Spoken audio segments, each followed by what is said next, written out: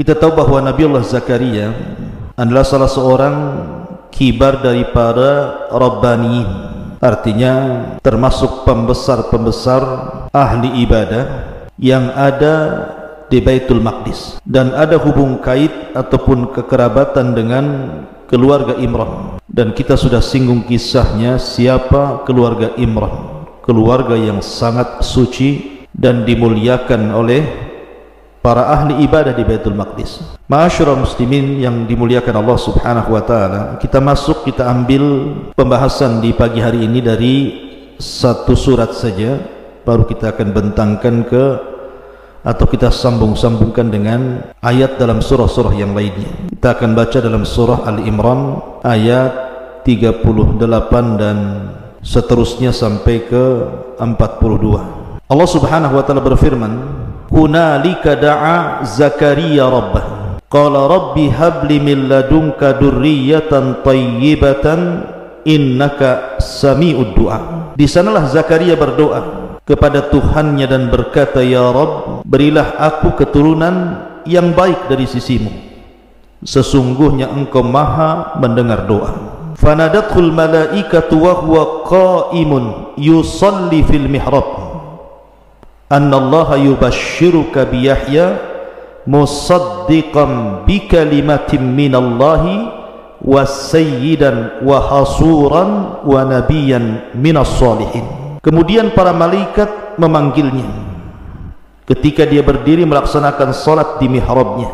Allah telah menghabar gembirakan kepadamu wahai Zakaria dengan kelahiran Yahya yang membenarkan sebuah kalimat dari Allah, dan kelak dia akan menjadi panutan dan juga berkemampuan untuk menahan hawa nafsunya, dan dia kelak akan menjadi seorang nabi dan dia termasuk orang-orang yang saleh.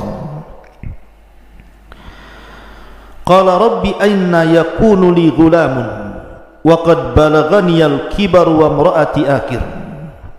Qala kadzalika Allahu yaf'alu ma yasha.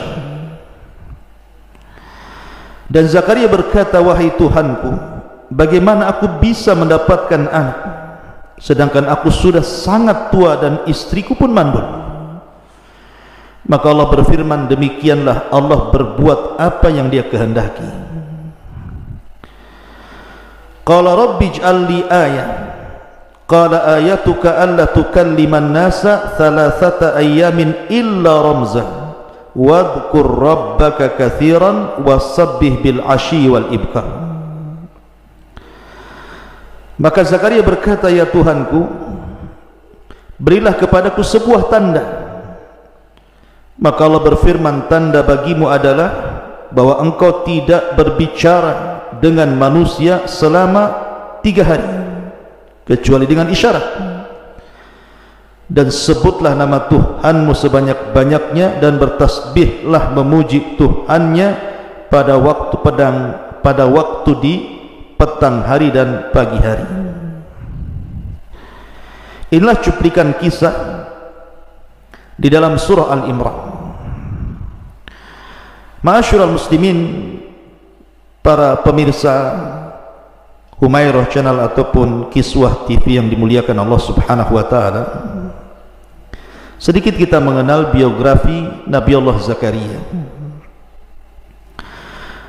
Kita tahu bahwa Zakaria ini nasabnya sampai kepada Israel,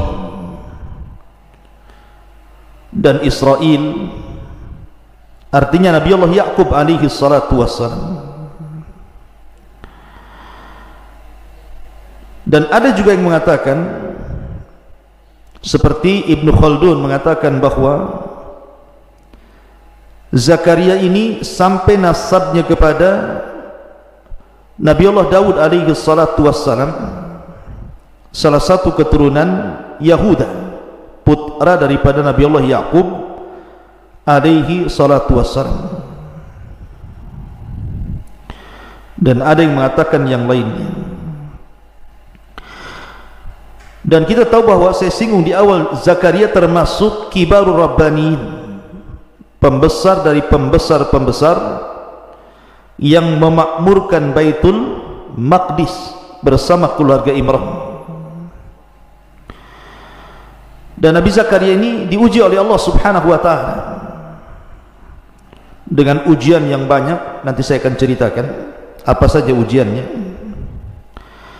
Tetapi Nabi Zakaria ini walaupun seorang nabi, disebutkan pekerjaannya itu adalah najjar, tukang kayu, mungkin bahasa kitanya mebel gitu ya. Itulah pekerjaan Nabi Allah Zakaria, artinya dia bekerja dengan tangan, dengan hasil jerih keringatnya. Dan begitulah para nabi, mereka bekerja dengan hasil jerih payah dirinya untuk menghidupi diri dan keluarganya. Ma'asyiral muslimin yang dimuliakan Allah Azza wa Jalla, sebagaimana layaknya para nabi yang lainnya, Nabi Zakaria ini mendapatkan tantangan di mana kaumnya tidak banyak yang beriman. Bahkan kerabat-kerabatnya sendiri juga banyak yang menentang. Makanya Allah Subhanahu wa taala berfirman, "Fariqan kadzdzabtum wa fariqan taqtulun." Fariqan kadzdzabtum wa fariqan taqtulun. Sebagian mereka itu mendustakan para nabi. Lah Zakaria juga sama mendapatkan hal yang serupa dengan nabi-nabi sebelumnya, didustakan kaumnya. Sehingga ada kekhawatiran bagi Zakaria, kalau seandainya dia tidak punya keturunan, maka tidak ada lagi yang bisa memperbaiki kaum dan kerabatnya.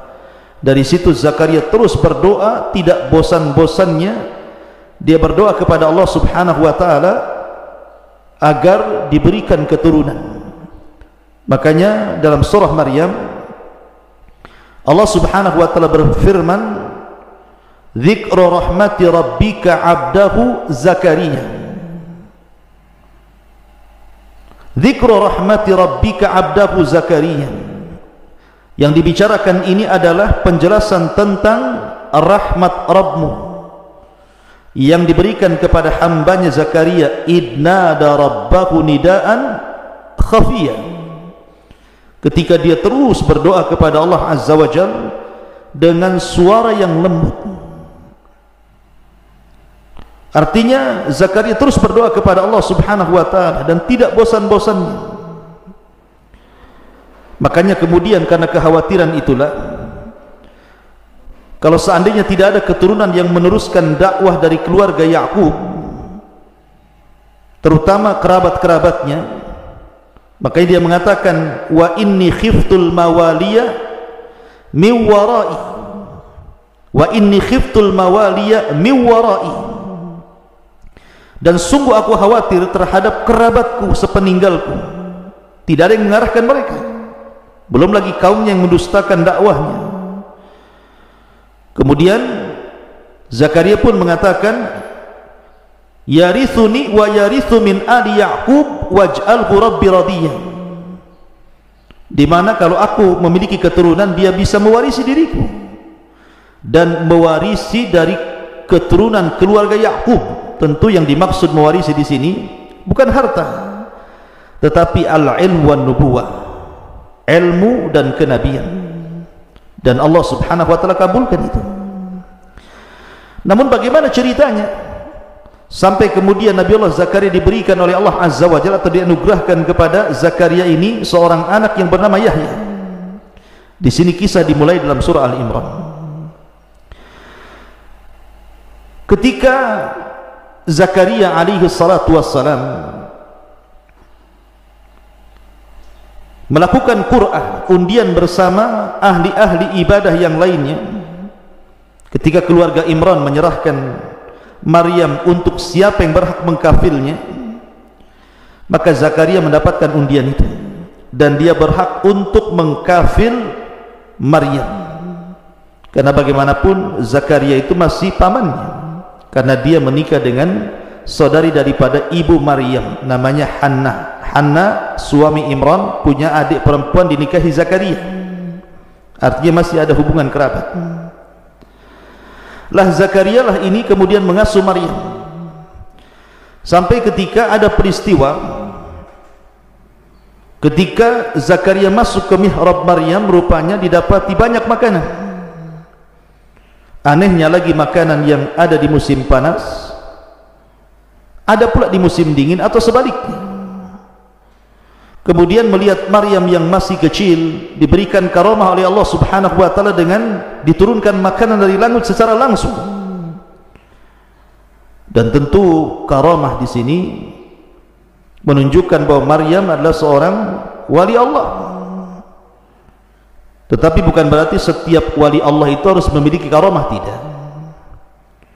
Abu Bakar tidak memiliki karamah, artinya tidak dikisahkan kepada kita Abu Bakar itu memiliki hal-hal yang ajaib, yang aneh, yang tidak dimiliki manusia. Apa kemudian kita katakan karena dia tidak punya karamah Abu Bakar bukan wali? Tentu tidak bisa dikatakan seperti itu.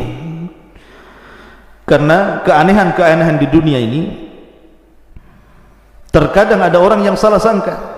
Ketika ada orang yang memiliki keanehan langsung disebut wali.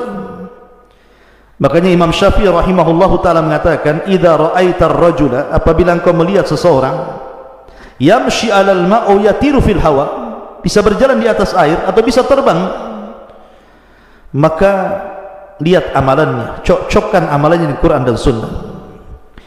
Kalau memang amalannya cocok dengan Quran dan Sunnah, dia wali Allah. Tapi kalau tidak cocok dengan Quran dan Sunnah, dia wali syaitan, walinya syaitan. Makanya tidak setiap keanehan itu langsung pemiliknya dikatakan wali. Karamah itu hanya diberikan kepada orang-orang yang bertakwa kepada Allah Azza wa Jalla, karena keanehan di dunia ini cuma 3. Mukjizat diberikan kepada para nabi, karamah diberikan kepada para wali, dan sihir, nah itulah hamba-hamba syaitan, dukun dan yang semacamnya. Nah, ketika kita kembali ke kisah Zakaria ini masuk ke mihrab Maryam, Maryam ini mendapatkan karamah dari Allah, banyak makanan terutama buah-buahan, sehingga Nabi Zakaria alaihi salatu wassalam bertanya kepada Maryam, kullama dakhala 'alaiha Zakaria al-mihraba wajada indaha rizqan qala ya Maryam anna laki hadha qalat huwa min indillah innallaha yarzuqu man yasha bighairi hisab. Maka ketika Allah Subhanahu wa taala menjelaskan dalam ayat ini, maka ketika Zakaria masuk menemui Maryam di mihrabnya, sekali lagi Maryam itu mihrab tempat khusus untuk ibadah, tiba-tiba kemudian Zakaria mendapatkan banyak makanan di mihrab Maryam itu. Maka Zakaria bertanya kepada Maryam, wahai Maryam, dari mana ini kau peroleh? Siapa yang kasih? Maka dengan yakinnya Maryam mengatakan, qalat huwa min indillah, dia datang dari Allah Subhanahu wa taala, innallaha yarzuqu man yasha bighairi hisab, karena Allah memberikan rizki kepada siapa yang dia kehendaki tanpa ada perhitungan. Mendengar ucapan Maryam ini masuk ke akal Zakaria, seolah-olah Zakaria mengatakan, ini Maryam masih kecil, dia tidak pernah menghabiskan waktu kecuali untuk ibadah, kemudian Allah sayang dan Allah berikan karamah, kenapa aku tidak sama dengan dia? Maka dari situ kemudian Zakaria mengikuti cara Maryam. Akhirnya dia tidak pernah keluar dari mihrabnya dan terus berdoa.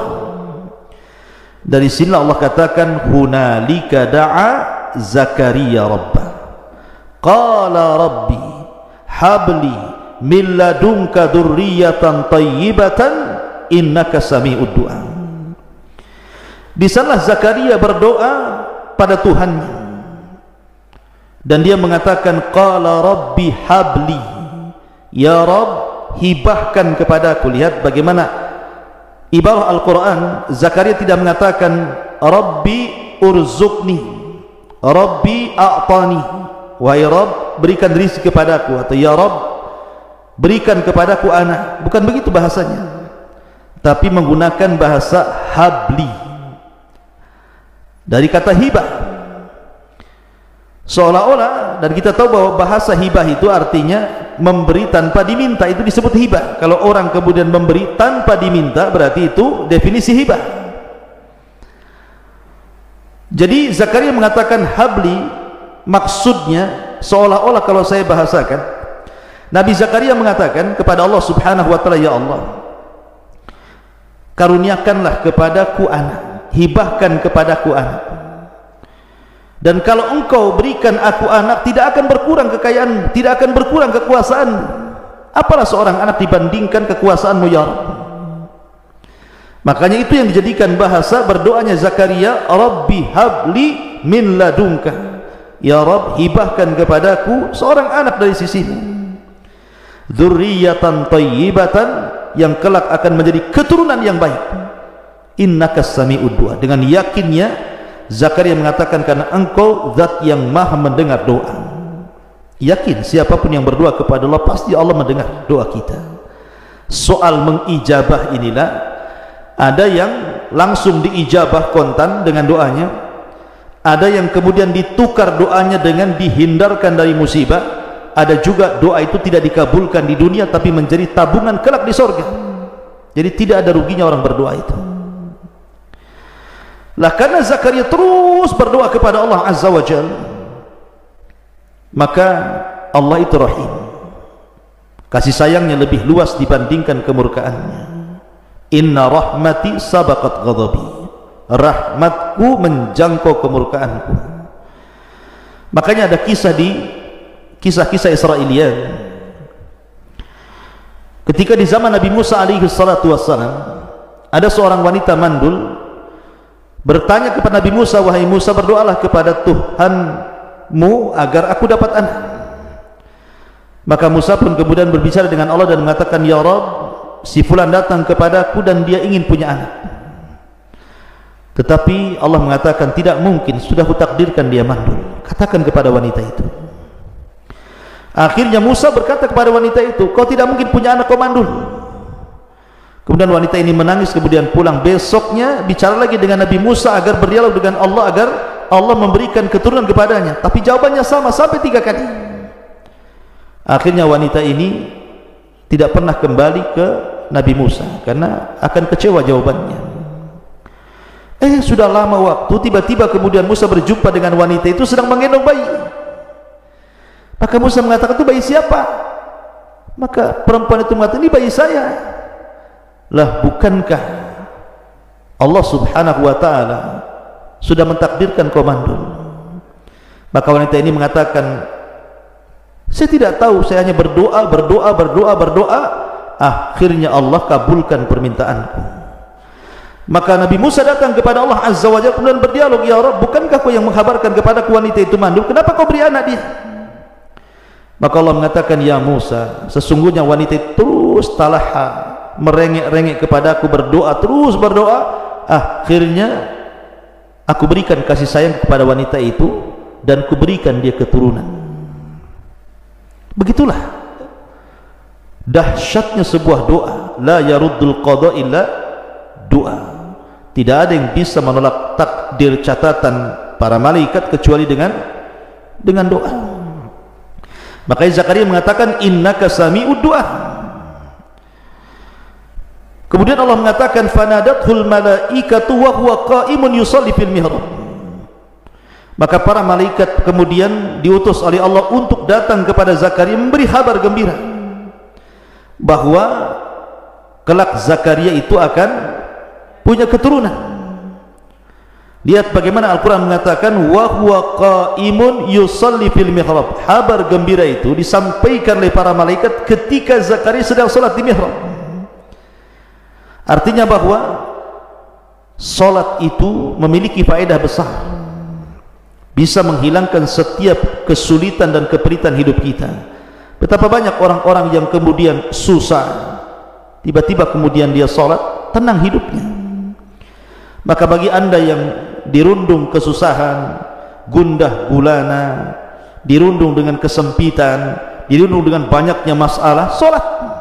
Minta kepada Allah Subhanahu wa ta'ala dalam salat anda agar dimudahkan semua urusan anda.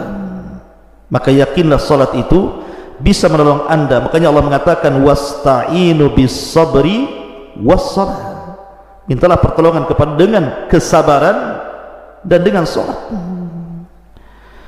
Makanya di sini Allah menghabar gembirakan tidak sedang Zakaria mungkin sedang tidur, sedang bicara, sedang jalan, tidak, tetapi menghabar gembirakan Zakaria sedang sholat. Apa kabar gembiranya? Annallaha yubashshiruka biyahya musaddiqan bikalimatin minallahi wa sayyidan wa hasuran wa nabiyyan minas salihin. Bahwa Allah akan menghabarkan gembira kepada wahai Zakaria akan kelahiran Yahya yang membenarkan kalimat dari Allah dan kelak akan jadi panutan, dan dia bisa mencegah hawa nafsu, dan dia kelak jadi nabi, dan dia termasuk hamba-hamba Allah yang saleh.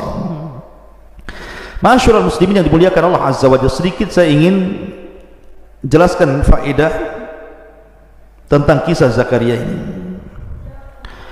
Nabi Zakaria ini diuji oleh istrinya. Nabi Zakaria ini diuji oleh istrinya, di mana setelah istrinya kemudian menginjak tua, istrinya berubah sifatnya, berubah wataknya, berubah akhlaknya, jadi su'ul khuluq, jelek akhlaknya. Dan itu ujian tersendiri bagi Nabi Zakaria. Jadi istrinya itu muamalahnya tidak baik. Mungkin bisa juga penyebabnya karena dia sudah tua, sudah menopause, tidak keluar haid lagi, artinya sudah mandul, tidak mungkin punya keturunan. Jadi setiap istri memandang orang-orang yang sebaya dengan dia dari wanita-wanita yang sezamannya itu, yang sudah punya anak, sudah punya cucu, ngomong cucu ke sana kemari, cemburu. Sehingga akhirnya tasakhut, suka marah-marah. Pokoknya disebutkan oleh para ulama su'ul mu'amalah, buruk muamalahnya dengan Nabiullah Zakaria ini. Dan begitulah kehidupan berumah tangga. Terkadang pertengkaran dalam rumah tangga itu pemicunya adalah seorang istri karena buruknya akhlaknya. Saya contohkan dalam beberapa riwayat di zaman Nabi Shallallahu Alaihi Wasallam. Di zaman Nabi Shallallahu Alaihi Wasallam ada seorang sahabat namanya Safwan ibnu Mu'attil. Ingat namanya Safwan ibn Mu'attil. Safwan ibn Mu'attil ini suatu ketika diadukan oleh istrinya kepada Nabi Shallallahu Alaihi Wasallam tentang perbuatan kasar Safwan kepada istrinya ini. Maka datanglah Safwan bersama istrinya ke hadapan Nabi Shallallahu Alaihi Wasallam. Tiba-tiba kemudian Safwan ini dipermalukan istrinya di hadapan Nabi Shallallahu Alaihi Wasallam. Ya Rasulullah, suamiku ini kalau aku sedang sholat, selesai sholat dia memukul diriku. Dia mengatakan ini apabila aku sedang sholat, selesai sholat dia memukul diriku. Yadribuni idza shallaitu, dia suka memukulku apabila aku selesai sholat. Kemudian yufattiruni, dan dia membuat aku batal idza sumtu, apabila aku puasa. Kemudian dia mengatakan, dan dia selalu sholat subuh itu ketika mendekati terbit fajar, mendekati hatta tatlu asyamsi, sampai matahari terbit baru dia sholat subuh. Secara logika, kalau orang mendengar aduan istri seperti itu kepada Rasul, pasti yang disalahkan suaminya. Pertama, dia suka mukul. Yang kedua, istrinya dilarang puasa. Yang ketiga, sholat subuhnya ketika terbit matahari. Mungkin orang mengatakan ini masalah Safwan ini, tapi Nabi SAW tentu tidak mau mendengar satu pihak. Rasul akan meminta keterangan Safwan, betul nggak tuduhan istrimu? Maka Safwan mengatakan di hadapan Nabi SAW, wahai Rasul, kenapa aku memukul istriku ketika dia selesai sholat? Istriku ini pemalas, banyak pekerjaan rumah yang dilalaikan oleh dia. Ya, tugas istri kan nyapu, ngepel, atau nyuci, masak gitu ya. Itulah rutinitas istri. Lah istriku tuh malas, tapi kalau dia sholat, dipanjangkannya pula sholat dia. Dia baca banyak surat, mungkin habis Al-Baqarah, Al-Imran, habis Al-Imran, An-Nisa, kan lama jadi sholatnya, mengabaikan yang lainnya. Tapi kalau sholat dia lama. Kan boleh saja sholat itu baca satu surat pendek atau satu surat saja, tidak perlu kemudian dirangkap-rangkap banyak surat. supaya lekas sholatnya dan bisa mengerjakan pekerjaan rumahnya. Apa salah saya memukuli? Tentu memukul seorang sahabat kepada istri bukan seperti memukul orang sekarang gitu ya. Sekarang dipukul dihajar betul gitu ya. Jadi adapun yang kedua, kenapa aku membuat dia batal puasa dia? Aku ini anak muda, syahwatku tinggi. Tidak mungkin kemudian aku biarkan syahwatku diberikan kepada orang. Ya aku berikan kepada istriku, dan makanya aku suruh dia jangan pernah puasa, maksudnya puasa sunnah. Adapun yang ketiga, karena diriku dan keluargaku sebelum masuk Islam itu terbiasa bergadang malam, sehingga terkadang bangun ketika selepas terbit matahari, dan itu terbawa sampai hari ini. Maka Nabi SAW akhirnya membela Safwan ibn Mu'attil, karena Safwan ini suka tidur. Makanya ketika kisah hadisul ifki tentang berita bohong Aisyah berzina dengan Safwan ibn Mu'attil ini, kan kejadiannya seperti ini. Jadi Safwan ini kan ketiduran, karena memang orangnya suka tidur. Jadi pasukan itu sudah berangkat menuju Madinah, dia nggak sadar satu persatu rombongan pasukan itu pergi ke Madinah, sementara dia tidur sendirian. Jadi ketika dia terbangun, pasukan udah nggak ada karena sudah berangkat pulang ke Madinah. Maka dia akhirnya berangkat sendirian, menunggang untanya itu. Lah di tengah jalan dia mendapati Ummul Mukminin Aisyah radhiyallahu anha tertinggal juga oleh kafilah pasukan Rasul, karena ketika itu Aisyah hendak buang hajat dalam riwayat, karena cincinnya kemudian jatuh dan mencarinya. Disangka pasukan Aisyah itu sudah masuk ke tenda yang di atas unta, maka ditinggalkannya. Rupanya Allah takdirkan tidak. Lah berjumpalah Safwan di tengah jalan, kemudian diantar sampai ke Madinah. Jadi memang Safwan seperti itu, makanya dia kadang telat bangun gitu. Tapi ini jangan dijadikan dalil tentang perbuatan Safwan ini kita kemudian subuhnya telat-telat terus, bukan. Nggak bisa, itu bukan dalilnya, karena ada hadis yang lain yang menjelaskan tentang keutamaan sholat tepat waktu, pahala di saf pertama, dan begitu seterusnya. Tapi dari kisah ini siapa yang memulai? Istrinya. Yang membuat permasalahan di keluarga itu istrinya kan, karena dia pemalas masalahnya. Ini satu kisah. Kisah yang kedua, kisah tentang Salma maula Nabi SAW dan suaminya Abu Rafi ibn Khadij, seorang pemanah handal, sama-sama maula Rasul, kemudian menikah. Lah kasusnya sama ini. Abu Rafi ini kalau sholat kemudian hadas tidak membatalkan sholatnya. Harusnya kan kalau sholat hadas kemudian berwudu, diulang lagi sholatnya, karena Nabi SAW yang mengatakan kan, apabila salah seorang di antara kalian berhadas, berwudulah, kan begitu. Lah istrinya ini suka teriak-teriak apabila Safwan sedang sholat, dia teriak-teriak mengingatkan sabda Nabi SAW, tetapi mungkin kurang baik cara penyampaiannya. Makanya selepas sholat Abu Rafi ini tidak terima, akhirnya memukul istrinya. Di sini menunjukkan bahwa niat yang baik kalau penyampaiannya salah jadi tidak baik.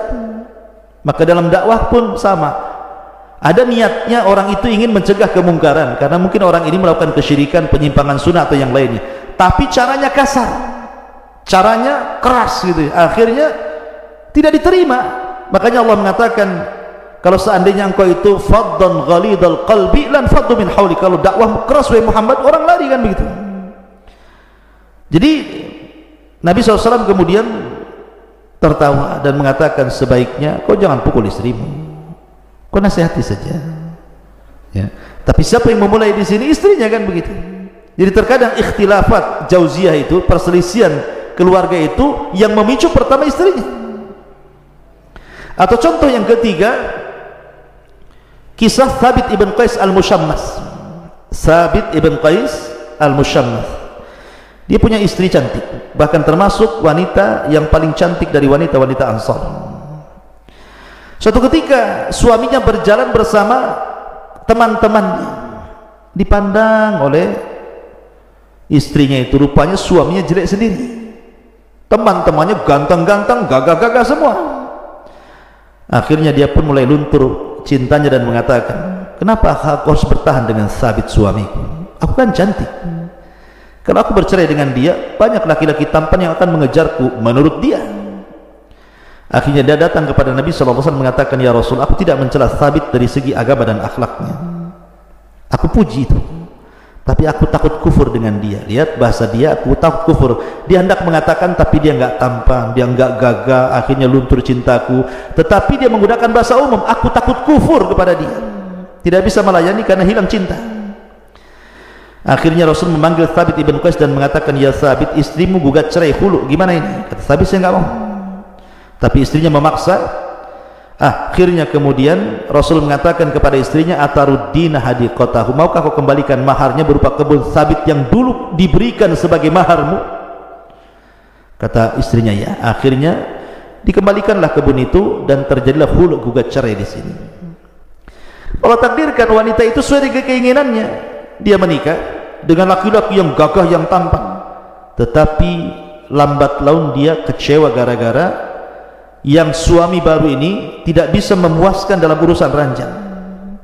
Akhirnya dia cari pasal supaya bercerai lagi dengan suami yang kedua dan ingin kembali kepada suami yang pertama. Ya, terkadang apa yang anda anggap baik belum tentu baik di hadapan Allah. Tapi Rasul tidak. Pernikahan bukan main-main, bukan seperti itu caranya. Tapi dari 3 kasus ini, siapa yang memicu? Istri. Ya. Makanya kalau seandainya istri itu baik, istri itu sayang, pasti suami itu juga akan lebih baik dan lebih sayang dibandingkan istrinya. Lihat bagaimana Khadijah. Khadijah sudah meninggal loh, sudah meninggal Khadijah itu. Tetapi Nabi SAW terngiang-ngiang, teringat-ingat tentang Khadijah sampai suatu ketika Khalah bintu Khuwailid masuk, dan itu saudari dari Khadijah, mengetuk rumah Rasul. Kemudian Rasul mendengar suaranya, yang namanya saudara tentu akan ada kemiripan suara, kemiripan bahasa kan gitu. Jadi ketika dia mendengar suara saudari daripada Khadijah, Khalah ibn Khuwailid ini, langsung teringat dengan Khadijah kemudian menangis.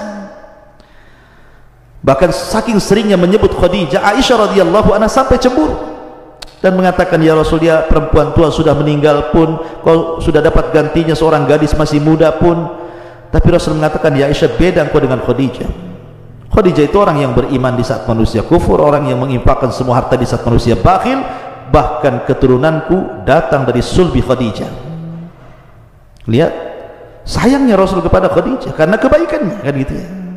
Karena kebaikan, bahkan terkadang Nabi SAW menyembelih kambing kemudian membagi-bagi kepada teman-teman Khadijah yang masih hidup. Sampai seperti itu.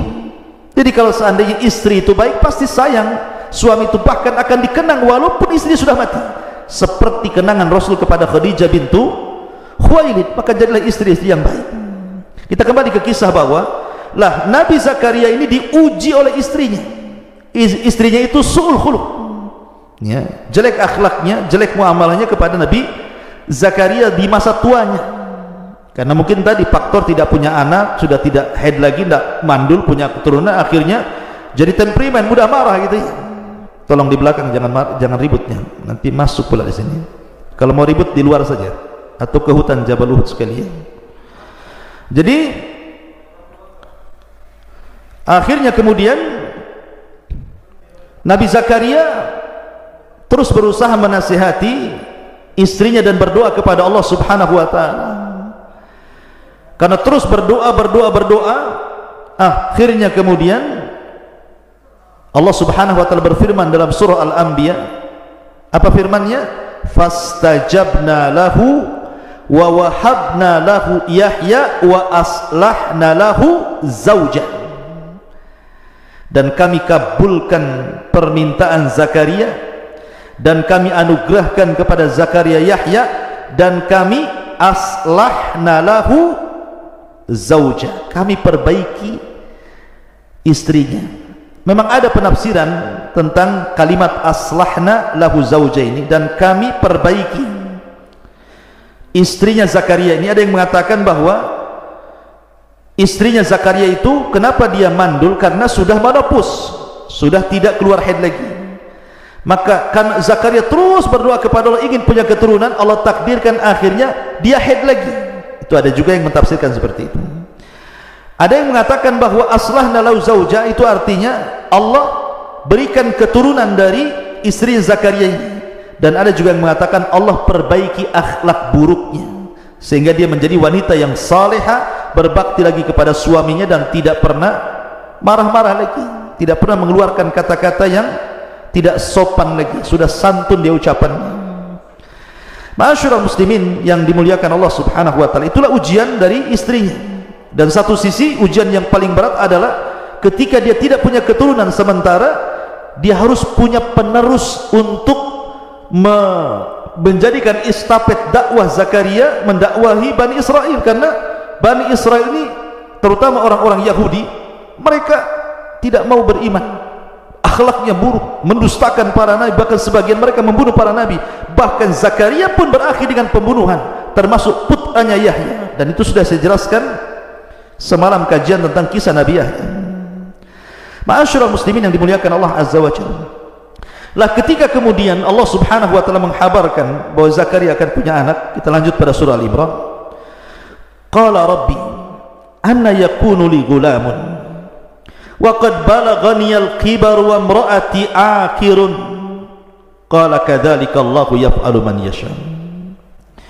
Dia mengatakan, ya Rabb, mana mungkin aku punya keturunan sementara usiaku sudah lanjut. Ada yang mengatakan bahwa usia Zakaria itu menurut Ibnu Katsir rahimahullah ta'ala menukilkan pendapat ahli sejarah juga, bahwa usianya itu 100 lebih, sudah tua, sudah renta. Kibari itiyah, itiyah itu artinya sudah tua sekali gitu ya, dalam surah Maryam itu. Wa qad balaghani al-kibaru, bahkan dalam surah Maryam itu washta'ala ra'si syaibah, dan seluruh kepalaku sudah beruban. Jadi dia sudah tua, ditambah-tambah wa mraati aqir, istrinya mandul karena sudah menopause, sudah tidak keluar haid, artinya tidak mungkin punya keturunan. Tetapi Allah itu berkuasa menjadikan sesuatu yang mustahil menjadi mungkin karena doa. Qala kadzalika Allahu yaf'alu ma yasha, begitulah Allah berbuat sekehendaknya. La tas'al aman yaf'al wa hum yus'alun, jangan kau tanya bagaimana Allah berbuat, bahkan Allah yang berhak bertanya tentang perbuatan kalian. Jadi Allah itu ala kulli syai'in qadir, Allah itu maha mampu atas segala sesuatu. Maka dalam ayat yang lain, walam taku syai'an, dulu kau juga tidak ada wahai Zakaria, kemudian aku yang ciptakan engkau. Artinya tidak mustahil bagi Allah kemudian memberikan keturunan berupa Yahya. Kemudian Zakaria mengatakan berdoa kepada Allah Azza wa Jalla, ya Rabb, taib, kalau seandainya engkau hendak menganugerahkan Yahya kepadaku, lalu apa tandanya, apa cirinya, apa alamatnya? Maka Allah Subhanahu wa taala melanjutkan, Rabbi ij'alli ayah, tolong berikan tanda kepadaku. Qala ayatuka alla tukalliman nas thalathata ayyam illa ramzan, nanti kalau engkau tidak mampu bicara alias bisu selama 3 hari, dan kau hanya bisa mengisyaratkan dengan tanganmu atau mungkin dengan tulisan begitu ya, nah itulah tandanya. Maka suatu hari kemudian Ayub pun berdoa kepada Allah di mihrabnya, salat, berzikir, mengingat Allah Azza wa Jalla. Tiba-tiba dia tidak bisa bicara, zikir pun tidak bisa, tiba-tiba bisu membisu, dan itu selama 3 hari. Zakaria baru sadar, Allah pernah mengatakan ini bagian daripada tanda-tanda bahwa istrinya yang mandul akan kembali hamil. Akhirnya kemudian Zakaria pun senang kalau tanda-tanda itu sudah datang. Dia tidak bisa bicara selama 3 hari, membisu dan hanya dengan isyarat saja. Artinya kabar gembira sudah datang kepada Zakaria berupa kehamilan istrinya. Maka saking senangnya Zakaria, maka Allah Subhanahu wa taala mengatakan, wadhkur rabbaka katsiran wasabbih bil ashiyyi wal ibkar, dan sebutlah nama Tuhanmu banyak-banyak dan bertasbihlah di waktu petang, di waktu pagi dan petang. Dan dalam surah Maryam Allah Subhanahu wa taala kemudian mengatakan kepada Zakaria, suruh keluar kepada kaumnya, kemudian fa kharaja ala qaumihi, dia pun keluar kepada kaumnya, minal mihrab, keluar dari mihrabnya, fa auha ilaihim, lalu dia memberi isyarat kepada mereka ansabbihu bukratan wa asyiya, agar mereka banyak-banyak bertasbih di waktu pagi dan juga petang. Dan itu menunjukkan apa? Allah itu suka kalau seandainya orang menampakkan asar daripada nikmat Allah. Makanya Allah mengatakan fa bi ni'mati rabbika fahaddis, maka dengan nikmat Allah tampakkan nikmat itu. Karena banyak orang-orang yang diberikan nikmat tidak mau menampakkan nikmat. Seperti ada orang kaya gitu ya, dia bisa beli pakaian yang bagus, yang syar'i, tidak mau dibeli, malah yang compang-camping nggak karu-karuan gitu ya. Ma'asyiral muslimin yang dimuliakan Allah Subhanahu wa taala. Nah, setelah kejadian inilah maka istrinya Zakaria pun kemudian hamil. Sampai akhirnya setelah kehamilannya menua, kemudian lahirlah Yahya yang disebutkan dalam Al-Quran bahwa Yahya itu satu-satunya nama yang Allah anugerahkan kepada Zakaria dan tidak ada nama sebelumnya yang disebut dengan Yahya. Dan dia Allah katakan anak ini akan menjadi sayyidan wa hasuran wa nabiyan minas salihin. Maka Yahya akan menjadi panutan. Ya, Yahya menjadi rujukan bagi kaumnya, karena Yahya diberikan kecerdasan sejak kecil, mampu menguasai Taurat, sehingga kalau dia berceramah itu membuat orang menangis semuanya, karena memang Yahya itu suka menangis.